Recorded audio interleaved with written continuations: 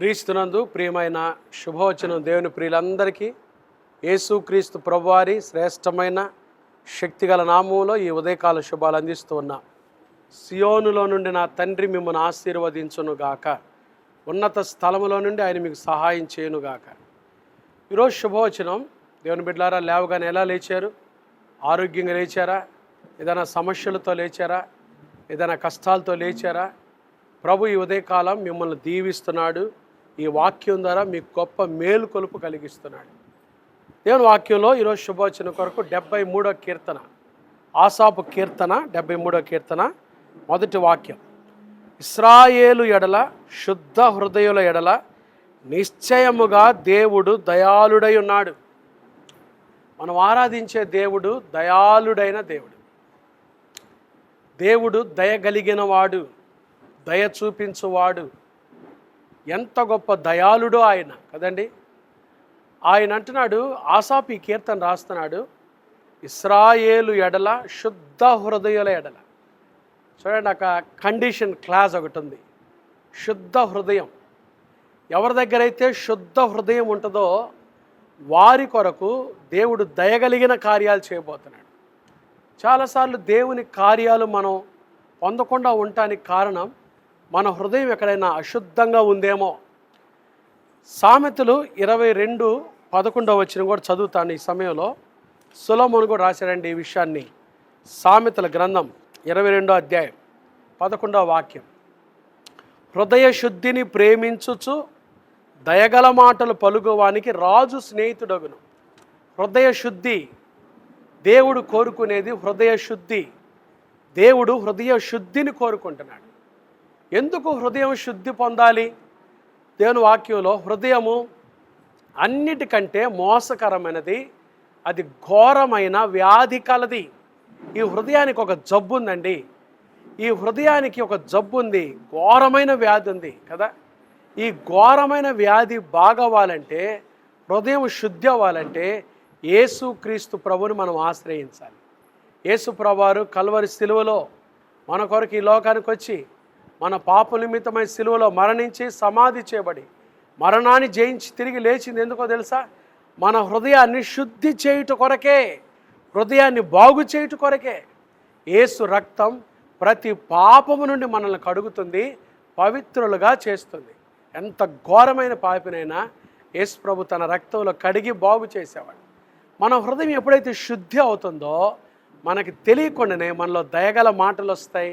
ప్రభు మన జీవితాల్లో దయాళుడిగా జీవిస్తాడు, దయాళుడిగా ఉంటాడు. అందుకని బైబిల్ చెబుతుంది కదా, హృదయ శుద్ధి గలవారు ధన్యులు, వారు దేవుని చూస్తారు. హృదయ శుద్ధి కదా, హృదయ శుద్ధి.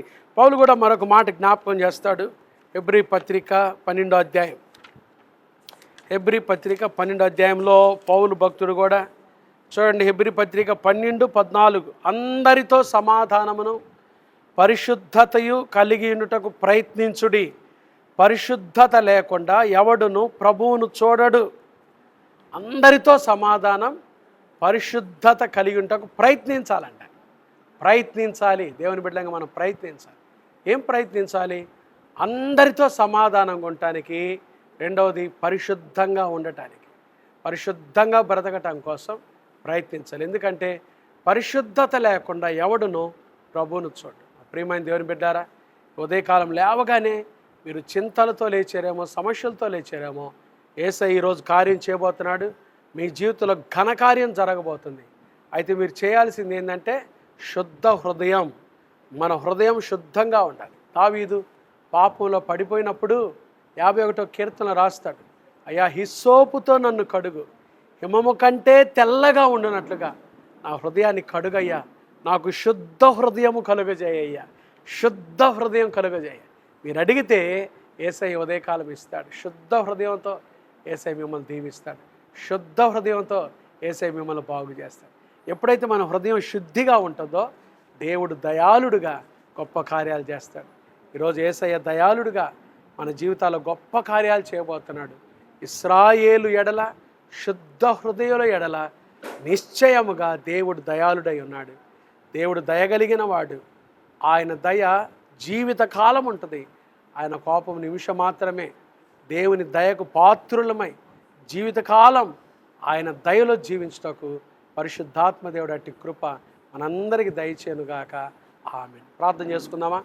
పరిశుద్ధుడు అయిన మా తండ్రి, దయగల దేవా, ప్రేమా స్వరూపి, మీకు స్తోత్రాలు. ఈ ఉదయకాలం ఈ శుభోచనం ద్వారా మీరు మాతో మాట్లాడిన మీ మాటలకై స్తోత్రాలు.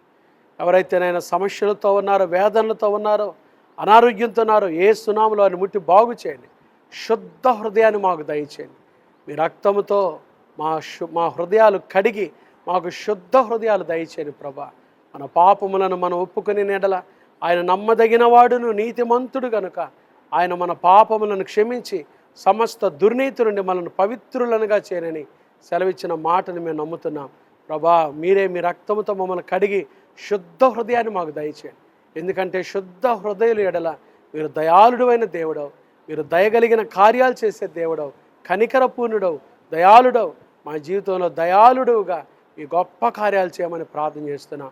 ఎవరైతే అనారోగ్యంతో ఉన్నారో ముట్టి బాగు చేయండి.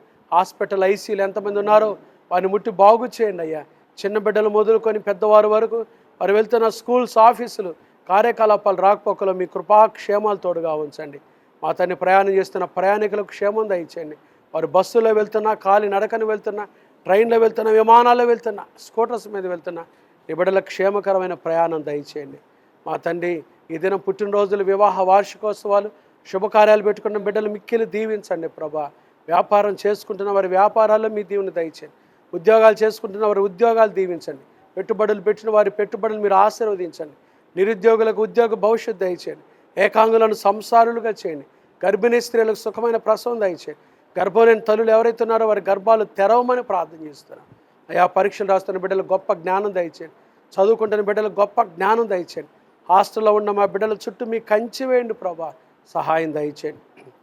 ఈ దిన జీవిత యాత్రలో మేము ఎదుర్కొనబోయే ప్రతి శోధన, కీడు, దుష్టుడు, అపాయం తప్పించి మీ క్షేమాన్ని, కృపను దయచేయమని మీరు దయాళుడైన దేవుడుగా ప్రతి గృహంలో, ప్రతి ఇంటిలో, ప్రతి వ్యక్తి జీవితంలో ఈ శుభవచనం చూస్తున్న బిడ్డలందరి జీవితాల్లో మీరు గొప్ప కార్యాలు చేసి నీ బిడ్డలను ఆశీర్వదించమని, సిబిసిని పరిచర్యలను దీవించమని యేసు నామమున ప్రార్థిస్తున్నాము తండ్రి. ఆమేన్. త్రియేక దేవుని ప్రేమ, కృపా, సమాధానములు ఉదయకాలం ఈ శుభవచనంలో పాల్గొన్న దేవుని ప్రియులందరికీ, సిబిసి కుటుంబాలకు, పరిచర్యలకు ఇప్పుడు ఎల్లప్పుడు ప్రభు రాకడ పర్యంతం తోడైనను గాక. ఆమేన్. God bless you.